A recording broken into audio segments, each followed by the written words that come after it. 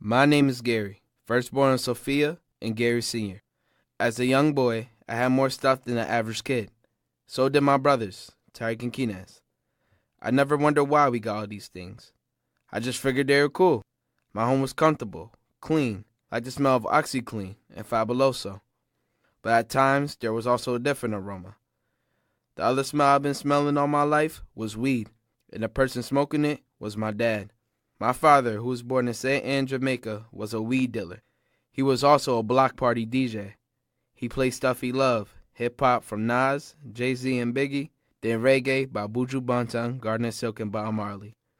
When I was around 7, everything changed. My father began talking to himself, seeing things that weren't there. It turned out he developed schizophrenia. My mom says it was activated by a hard drug given to him by one of my family members. Sometimes, even though you think they are, family isn't family.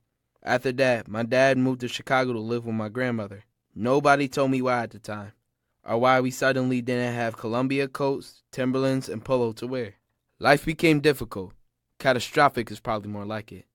I didn't know what welfare was until welfare hit us. My mom had 4 more kids with 2 other fathers. Sometimes they were not around either.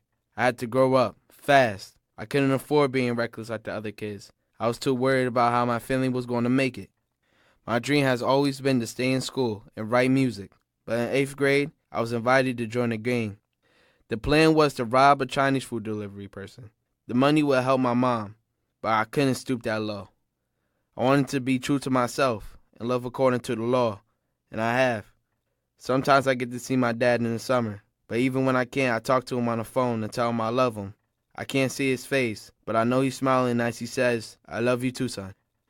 There are times I look in the mirror and see in me my father's eyes and his hunger to escape poverty. It's frightening, but I take that hunger and I flip it to fuel my dreams.